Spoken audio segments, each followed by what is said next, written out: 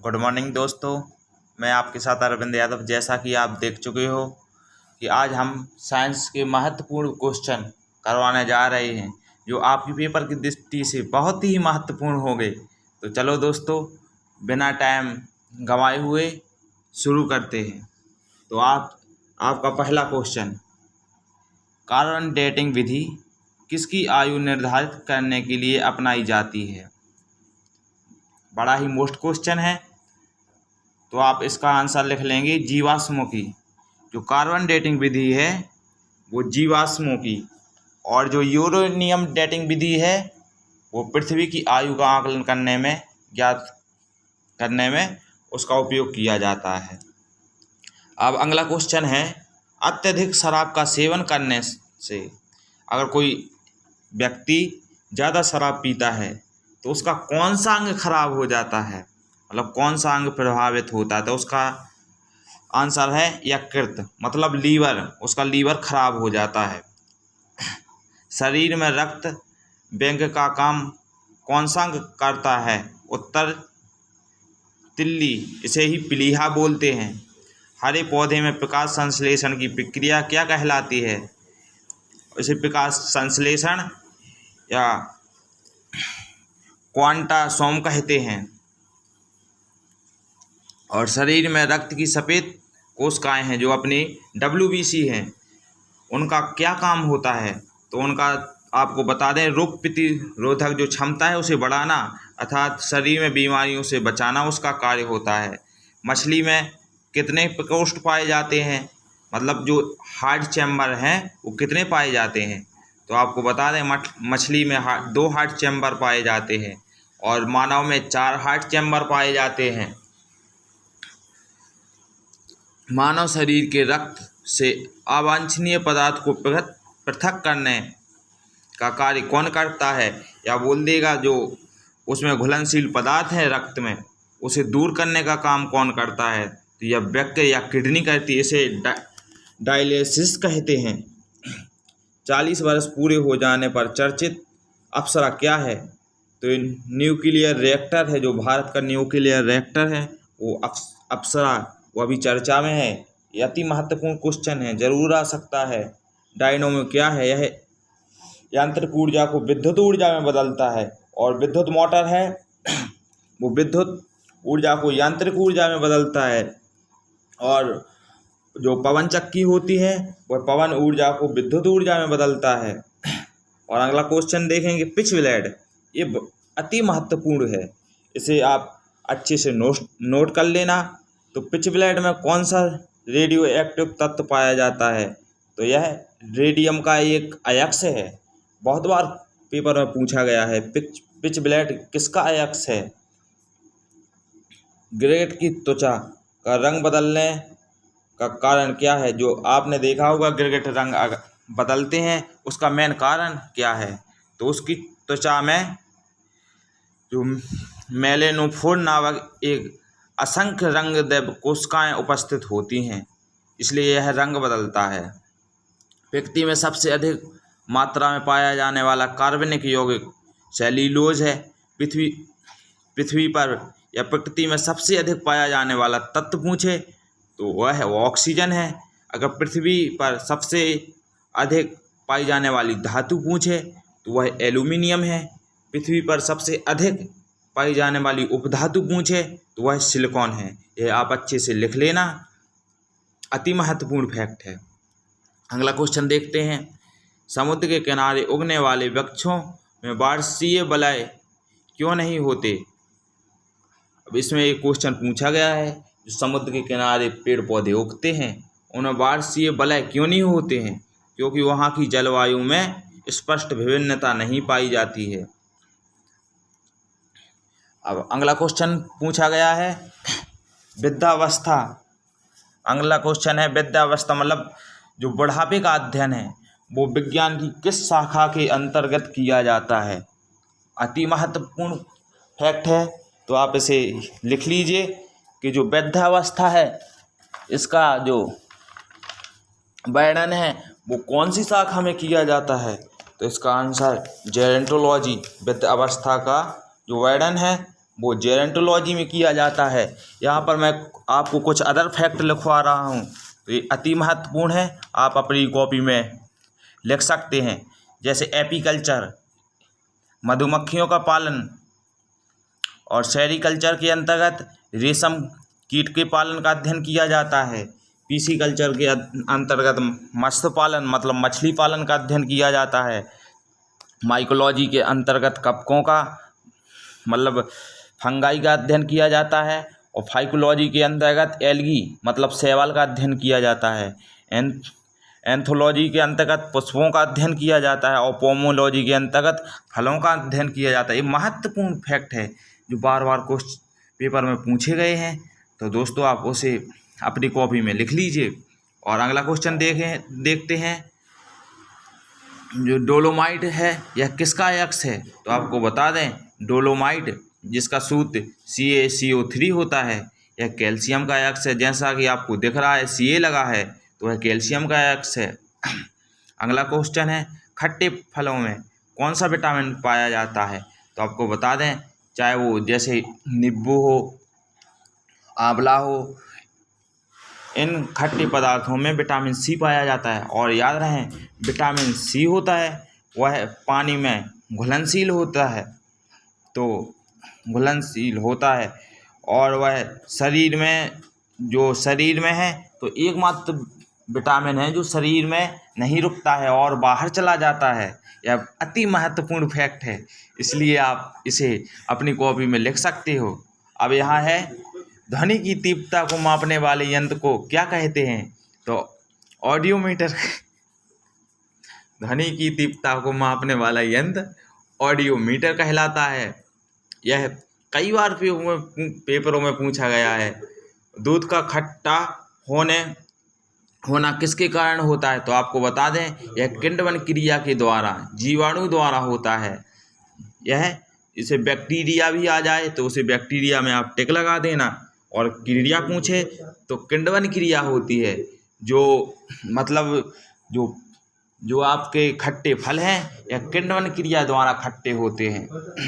अब अगला क्वेश्चन है, श्वेत प्रकाश में वर्णक्रम में प्रिज्म द्वारा विचलित होने वाला प्रकाश का रंग, मतलब जो ऐसा वर्णक्रम में कौन सा प्रकाश है जो सबसे अधिक विचलित होता है? आपसे ये क्वेश्चन पूछा गया है। तो आपको बता दें कि जो अपना प्रिज्म है उससे जब प्रकाश गुजरता है तो उसमें सबसे ज़्यादा बैंगनी रंग विचलित होता है और सबसे कम लाल रंग विचलित होता है।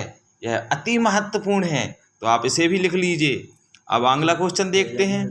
तो रेफ्रिजरेटर में पीसीतक का क्या काम है? क्या होता है? मतलब जो रेफ्रिजरेटर होता है, पीसीतक मतलब जो अपने फ्रिज होते हैं, इनमें पीसीतक का काम कौन करता है? तो आपका बता दें, फ्रीऑन करता है। इसे ही हम CFC कहते हैं। यह जो अपना ओजोन परत है इसके लिए अत्यधिक हानिकारक है, इसलिए इस पर प्रतिबंध लगाया गया है। तो आपको यह महत्वपूर्ण फैक्ट अपनी कॉपी में नोट डाउन कर लेना है। अगला क्वेश्चन देखते हैं। दूध से दही बनने में कौन सा बैक्टीरिया सहायक होता है? कई बार पूछा गया है और इसे याद करने की ज़रूरत नहीं है। हाँ सर, इसे याद करने की बिल्कुल ज़रूरत नहीं है। जैसे दूध में जितना भी, अगर कोई जैसे अम्ल पूछे तो लैक्टिक अम्ल, और उसी तरह अगर कोई आपसे बैक्टीरिया पूछे तो लैक्टोबैसिलस है उसका। किस अंग का कार्य ना करने से डायलिसिस किया जाता है? तो आपको हमने पहले ही बता चुका है। डायलिसिस मतलब खून को छानना होता है। तो यह कहाँ होता है? किडनी में होता है। मनुष्य के मस्तिष्क में सबसे बड़ा भाग क्या होता है? तो परामस्तिष्क होता है। यह बिल्कुल नॉर्मली बात है, सबको पता होगी। अगला फैक्ट देखते हैं। राइफल चलाते समय लगने वाला झटका किसके संरक्षण का होता है? तो यह रेखीय संवेग का है। अगर नियम पूछे तो यह न्यूटन का तीसरा नियम है, जिसके अंतर्गत प्रतिक्रिया के विपरीत और बराबर प्रतिक्रिया होती है। तो आपसे ये पूछ सकता है। बिल्कुल पूछ सकता है सर। अब आगे देखते हैं जो अति महत्वपूर्ण फैक्ट है। पेपर में कई बार पूछा गया है और आगे भी चलकर पूछा जा सकता है। तो आप इसे अपनी कॉपी में ज़रूर लिखें। तो अगला फैक्ट देखते हैं। अगला फैक्ट है, प्रयोगशाला में सर्वप्रथम जीन का संश्लेषण करने वाला वैज्ञानिक कौन है? यह बहुत ही महत्वपूर्ण फैक्ट है। तो इसका आंसर है हरगोविंद खुराना, जो इंडियन थे। और आपको बता दें कि ये अति महत्वपूर्ण फैक्ट है। और अगला क्वेश्चन देखते हैं, चंद्रमा पर वायुमंडल ना होने का क्या कारण है? अब देखो, ये अति महत्वपूर्ण क्वेश्चन पूछा गया है कि जो चंद्रमा है उस पर आपने देखा होगा, जैसे कोई मिशन जाता है, जैसे अपना अभी चंद्रयान-2 गया था, तो वहाँ पर जो वायुमंडल है वो क्यों नहीं है?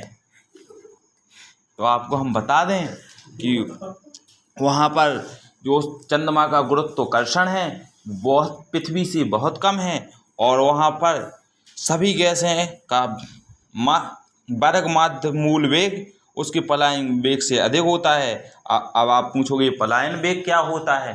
तो आपको हम बता दें, वह वेग मतलब कि वह वेग जो इतनी स्पीड से जाए कि उस पर किसी भी अगर किसी कोई ग्रह है जैसे पृथ्वी है तो पृथ्वी का गुरुत्वाकर्षण बल ना लगे, चंद्रमा है तो उसका भी गुरुत्वाकर्षण बल ना लगे, तो इसे ही हम पलायन वेग कहते हैं।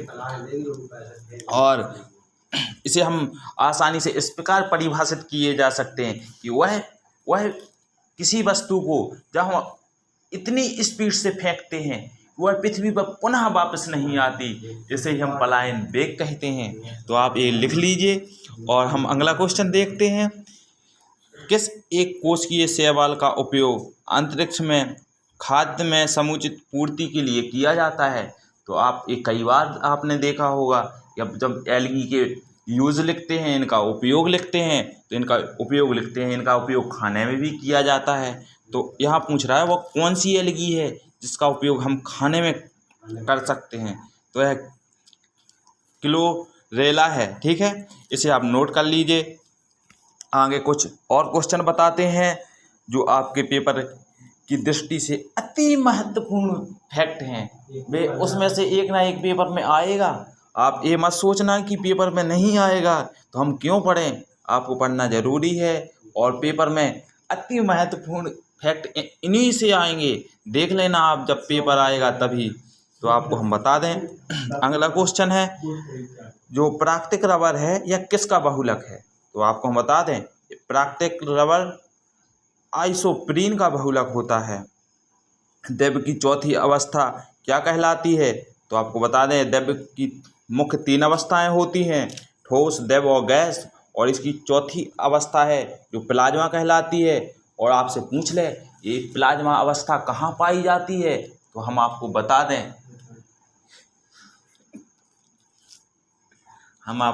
दें, कि प्लाज्मा अवस्था जो सूर्य होते हैं और तारे होते हैं इनमें पाई जाती है। तो और अगला फैक्ट लिखते हैं हम, प्रत्यावर्ती धारा किस यंत्र द्वारा मापी जाती है? तो आपको बता दें, तप्त तार बोल सकते हैं, अमीटर। जो आपकी विद्युत धारा भी आए, कोई भी धारा पूछे तो यह अमीटर से मापी जाती है। इसमें कोई कन्फ्यूजन वाली बात नहीं है, तो आपको अमीटर ही लगाना है। प्रकाश तरंगों के किस गुण से उसके अनुपस्थित होने का प्रमाण मिलता है? अब जो प्रकाश तरंगे हैं उनका कौन सा गुण है? ध्रुवण। ध्रुवण का मतलब होता है किसी, मान लो आपने कोई टॉर्च जलाई और उसके सामने कोई वस्तु रख दी, तो वह प्रकाश है जो उस वस्तु के किनारे से मुड़ जाता है। इस घटना को ध्रुवण कहते हैं। तो अगला फैक्ट लिखेंगे जो आपके पेपर की दृष्टि से अति महत्वपूर्ण फैक्ट है। तो अगला प्रश्न है, एक वृत्ताकार वलय का गुरुत्व केंद्र कहाँ होता है? अब यहाँ पूछा गया है कि एक वलय है जो वृत्ताकार है, वृत्त के आकार का है, मतलब गोल है, तो उसका जो गुरुत्व होगा, मतलब उसका जो मेन फोर्स होगा वो कहाँ होगा? तो आपको हम बता दें कि वह वलय के केंद्र पर होगा। रक्त का पीएच मान कितना होता है? तो यह तो नॉर्मली क्वेश्चन है और कई बार पूछा गया है, 7.4 होता है। खनिज संरचना की दृष्टि में से हीरा क्या है? हीरा एक कार्बन है। और आप यह नोट कर लीजिए कि प्रकृति में पाया जाने वाला सबसे कठोर पदार्थ हीरा है। अगला क्वेश्चन देखते हैं, ग्रह की गति का सिद्धांत किसने दिया था? तो यह तो बहुत मोस्ट क्वेश्चन है, तो यह केपलर ने दिया था। यहाँ कॉपलर लिखा है, आपको कन्फ्यूज नहीं होना है। केपलर चाहे आए चाहे कॉपलर आए, बात एक ही है। हाइड्रोजन बम सिद्धांत किस पर आधारित है? तो आपको हम बता दें, जो नाभिकीय संलयन अभिक्रिया होती है उस पर हाइड्रोजन बम आधारित होते हैं। वह बहुत महाविस्फोटक होते हैं, इनका यूज नहीं साधारणतः किया जा सकता है और बहुत ही कम देशों के पास हाइड्रोजन बम होते हैं।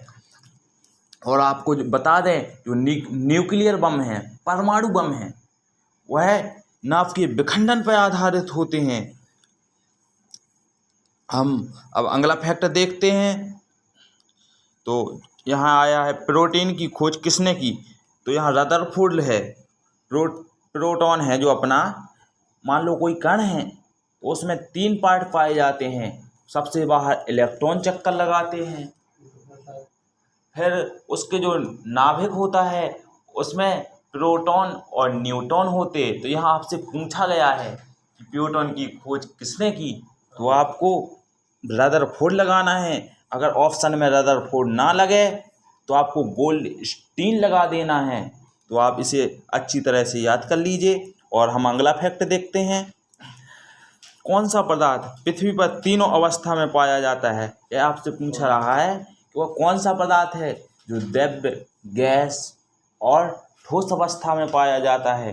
तो आपको पता होगा, जो अपना पानी है वह द्रव्य, ठोस और गैस अवस्था में पाया जाता है, अर्थात यह तीनों अवस्था में पाया जाता है। हीरे के संबंध में कैरेट का क्या उपयोग है? तो आपको बता दें, जो हीरे की शुद्धता है, उसका भार है, उसे मापने के लिए कैरेट का यूज किया जाता है। और गैल्वेनीकरण क्या है? तो आपको हम बता दें, लोहे पर जस्ते की परत चढ़ाना गैल्वेनीकरण कहलाता है। भारत में 28 फरवरी को विज्ञान दिवस किस उपलक्ष्य में मनाया जाता है? मतलब ऐसा कौन सी घटना हुई थी जिस पर हम अपना वैज्ञानिक दिवस मनाते हैं? तो आपको बता दें, जो हमारे सीवी रमन थे, उन्होंने रमन प्रभाव की खोज की थी। उसी के उपलक्ष्य में हर वर्ष इंडिया में 28 फरवरी को विज्ञान दिवस मनाया जाता है। 7 नवंबर, अगला क्वेश्चन देखते हैं। 7 नवंबर 1888 में भारत के किस महान वैज्ञानिक का जन्म हुआ? तो अगला क्वेश्चन भी उसी से संबंधित है। तो जो अपने सीवी रमन साहब हैं, उनका जन्म 7 नवंबर 1888 में हुआ था। आयोडीन युक्त नमक का प्रयोग किस बीमारी के रोकथाम के लिए उपयोगी माना जाता है? तो आपको हम बता दें, जो गलगंड है उसके उपयोग, इसे ही जो घेंगा रोग होते हैं उसके उपयोग में भी आयोडीन, उसका उपचार में भी आयोडीन का उपयोग ही किया जाता है। वह आयोडीन की कमी से होने वाला रोग है। विद्युत मोटर का क्या कार्य है? यह हम आपको पहले ही बता चुके हैं, जब आपको जनरेटर बताया था। तो आपको यहाँ भी हम बता देते हैं, विद्युत मोटर का कार्य विद्युत ऊर्जा को यांत्रिक ऊर्जा में परिवर्तित करना है। आप बोलोगे विद्युत सेल का क्या कार्य होता है? यह अति महत्वपूर्ण फैक्ट है, यह पेपर की दृष्टि से आपको पूछा जा सकता है। तो आपको हम बता दें, विद्युत सेल है वह क्या करता है? तो आपको बता दें, यह रासायनिक ऊर्जा को विद्युत ऊर्जा में परिवर्तित करता है। और अगला क्वेश्चन देखेंगे, जो अपनी पृथ्वी है इसका घनत्व पूछा गया है। तो इसका औसत घनत्व क्या है? तो आपको हम बता दें, पृथ्वी का जो औसत घनत्व है वह 5.5 ग्राम पर घन सेंटीमीटर होता है। सूर्य सदैव पूर्व से निकलता है, क्यों? यह देखो कितना महत्वपूर्ण फैक्ट है कि सूर्य सदैव, अब मान लो ऐसा भी तो हो सकता है कि सूर्य उत्तर से निकले, दक्षिण से निकले, लेकिन पूर्व से ही क्यों निकलता है? क्यों निकलता है बताओ? तो यह कितना महत्वपूर्ण फैक्ट है। तो आपको हम बता दें कि जो अपनी पृथ्वी है वो पश्चिम से पूर्व की ओर घूमती है। हमने कई बार आपको बताया होगा, अगले वीडियो में बताया था। तो इसका मेन कारण यही है, जो अपनी पृथ्वी का घूर्णन है, इसी कारण हमें सूर्य पूर्व से उगता हुआ दिखाई देता है। अगला क्वेश्चन देखेंगे, जो आपका है, पौधों में वाष्प उत्सर्जन की दर को निर्धारित करने के लिए किस यंत्र का उपयोग किया जाता है। तो आपको हम बता दें, जो पौधे में वाष्प उत्सर्जन होता है, तो इसका मापन करने के लिए किस यंत्र का उपयोग किया जाता है। तो आपको बता दें, यह पोटोमीटर है, जिसका उपयोग किया जाता है वाष्प उत्सर्जन की दर मापने के लिए। और रेड लाइट का सूत्र क्या है, तो आपको बता दें Pb3O4, यह रेड लाइट का सूत्र है। अब अगला क्वेश्चन देखेंगे, जो पेपर की दृष्टि से अति महत्वपूर्ण है। मानव शरीर में विटामिन के का निर्माण किस अंगों में होता है। अब आपको बता दें कि जो विटामिन के है वो रक्त का शरीर में थक्का जमाने के लिए अति महत्वपूर्ण होता है, अति महत्वपूर्ण भूमिका होती है। अगर आपके शरीर में विटामिन के की कमी है तो आपका रक्त नहीं जमेगा। अगर मान लो आपको कोई कट लग जाता है तो उसके 1 मिनट के अंदर ही अंदर आपके रक्त का शरीर का थक्का जमने लगता है। अगर वो थक्का ना जमे तो आपका जो रक्त है वो निरंतर बहता रहेगा, जिससे आपकी मृत्यु भी हो जाती है। तो यहाँ पूछा गया है, वह कौन सा एलिमेंट है, वह कौन सा तत्व है जो रक्त का थक्का जमाने में अति महत्वपूर्ण भूमिका अदा करता है। तो यह विटामिन के है। और यहाँ पूछा गया है विटामिन के शरीर में कहाँ बनता है। तो आपको हम बता दें कि यह कॉलम में बैक्टीरिया द्वारा बनाया जाता है। और अगला क्वेश्चन देखेंगे, जो डार्क एवेंगर है वो क्या है। तो आपको बता दें है एक प्रकार का कंप्यूटर वायरस है। अगला देखिए, हमने आपको बता ही चुके हैं, जो फाइकोलॉजी है इसके तहत किसका अध्ययन किया जाता है। तो इसके तहत एल्गी का अध्ययन किया जाता है। जो माइकोलॉजी है इसके तहत कवकों का अध्ययन किया जाता है। ये बहुत कन्फ्यूजन करने वाला क्वेश्चन है, और आपको कन्फ्यूजन नहीं होना है, समझ गए ना।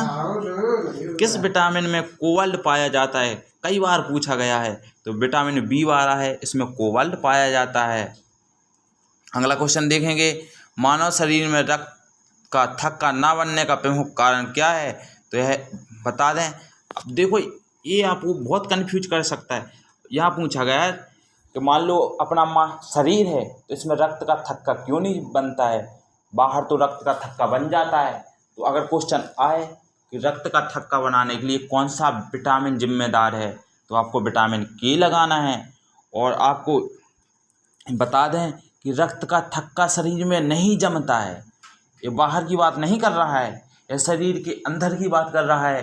तो मान लो बाहर तो थक्का जम जाता है, अंदर क्यों नहीं जमता है। तो आपको हम बता दें, जो हेपेरिन नामक प्रोटीन पाई जाती है रक्त में, इसके कारण रक्त में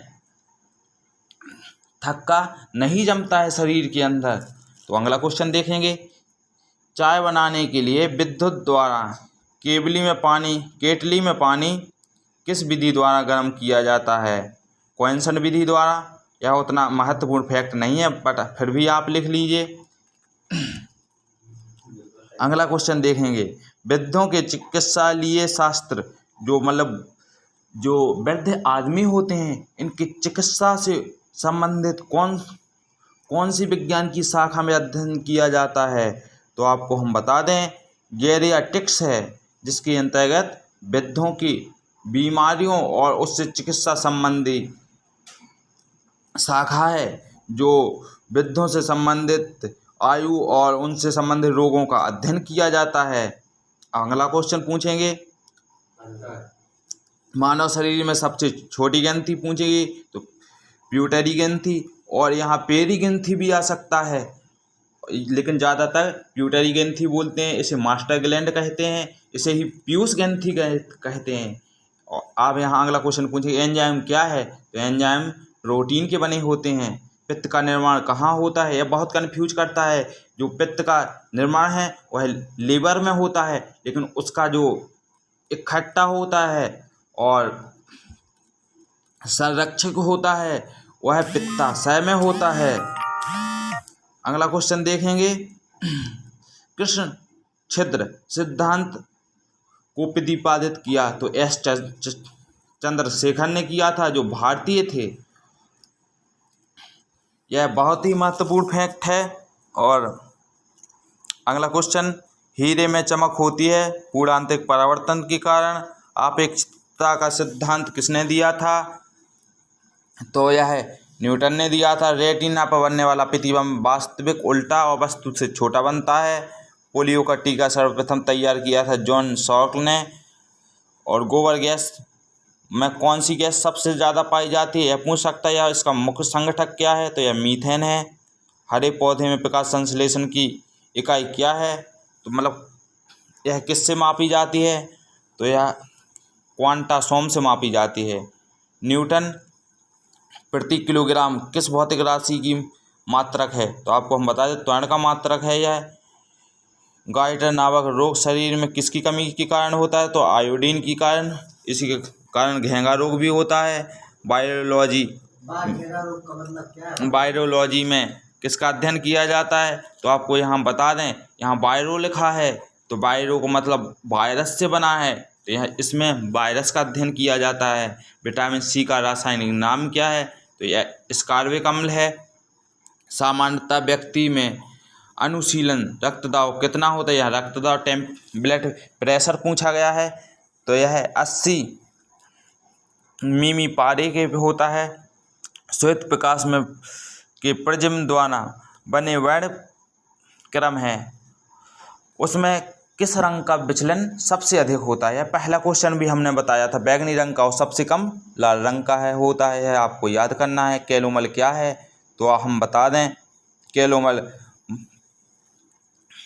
यह मर्क्यूरस क्लोराइड है, जो पारा का अयस्क है। इसका सूत्र Hg2 बहुत बार पेपर में पूछा गया है। Hg2 और Cl2 होता है।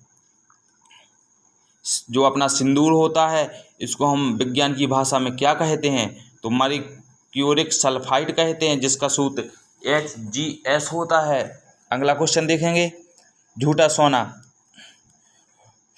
किसे कहते हैं, फूल गोल्ड, तो यह प्रकृति में पाए जाने वाला आयरन सल्फाइड को या आयरन पायराइट्स को झूठा सोना कहते हैं, जिसे रोल्ड गोल्ड भी कहा जाता है, जो आभूषण बनाने के लिए बहुत उपयोगी होता है। अगला क्वेश्चन देखेंगे बिना टाइम गंवाए वेस्ट करते हुए, मनुष्य हृदय में सामान्यतः प्रति मिनट कितनी बार स्पंदन करता है, यह बोलता है 1 मिनट में मनुष्य का हृदय कितनी बार धड़कता है, यह भी पूछ सकता है, तो 72 बार। सिस्मोग मैनोमीटर नामक यंत्र से क्या मापते हैं, तो रक्तदाब मापते हैं, ब्लड प्रेशर मापते हैं। सन 1902 में लैंडस्टीनर ने किसकी खोज की थी, तो रक्त समूह की खोज की थी। रक्त की खोज नहीं की थी, रक्त समूह की खोज की थी। जो समुद्र का जल है वो नीला क्यों दिखाई देता है, तो हम बता दें, जल के कणों द्वारा प्रकाश के विकिरण के कारण यह नीला रंग का दिखाई देता है। प्रोटीन किस गैस का, अरे प्रोपीन लिखना था, यहाँ प्रोटीन लिख दिया है, तो हम बता दें प्रोपीन है, जो मुख्यतः जो नाइट्रोजन का यौगिक होता है। अगला क्वेश्चन देंगे, इथोलॉजी किसका अध्ययन है, तो जानवर है, जो अपने पशु हैं, इनके व्यवहार, इनके मतलब बिहेवियर का अध्ययन किया जाता है इसके अंदर। और दोस्तों आज इतना ही, तो हम जल्द ही आपकी नेक्स्ट क्लास लाएंगे और उसमें हम आपको धुआंधार मज़ेदार क्वेश्चन बताएंगे, जो आपके पेपर में 100% आएगा। तो हम दोस्तों आपसे उम्मीद करते हैं यह वीडियो आपको बहुत पसंद आई होगी। अगर आपको वीडियो पसंद आई है तो आप वीडियो को लाइक करें, अपने दोस्तों को शेयर करें, और ऐसे ही वीडियो देखने के लिए हमारे YouTube चैनल को सब्सक्राइब करें। धन्यवाद।